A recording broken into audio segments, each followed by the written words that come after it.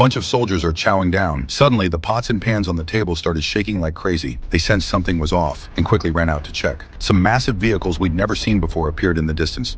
The German troops were getting their first look at tanks. It was also the first time tanks appeared in the history of human warfare. German troops were completely stunned, staring frozen at the French armored beasts. German bullets hitting the tank were like a tickle.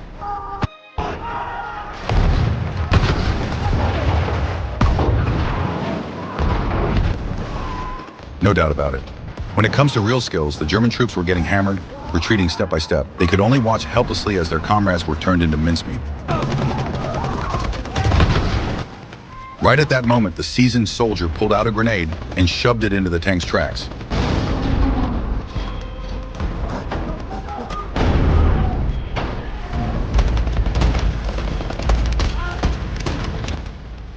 But they just took out a tank. Paul turned around and noticed. The French troops were using flamethrowers on their own squad mates, catching comrades still in the trenches. Everything was consumed by the flames, and a wave of instant death washed over Paul. Without a second thought, he bolted in the opposite direction. But the next second, a shell landed right by his feet on him. Paul was blown hundreds of feet away. Before he could recover, he witnessed a horrifying scene. One teammate tried to surrender to the French forces, but they coldly turned him down. Facing death and fear, Paul didn't know what to do. To dodge the plane overhead, Paul took a tumble and landed in a puddle. To stay alive, he pressed his face flat against the ground, playing dead. Paul just stepped out of the puddle, got back to camp. He noticed his teammates were cheering like crazy after losing the battle.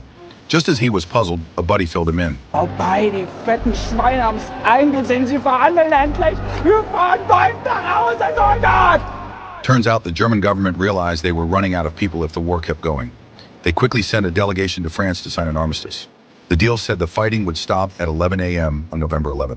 So there were still 6 hours left before the truce kicked in, but then the Germans took a different turn. Paul's life was completely ended. Wir erobern die Ebene noch vor 11 Uhr und beenden diesen Krieg mit einem Sieg. Vorwärts, mit Gott, der mit uns sein wird, wie er es so mit unseren Vätern war.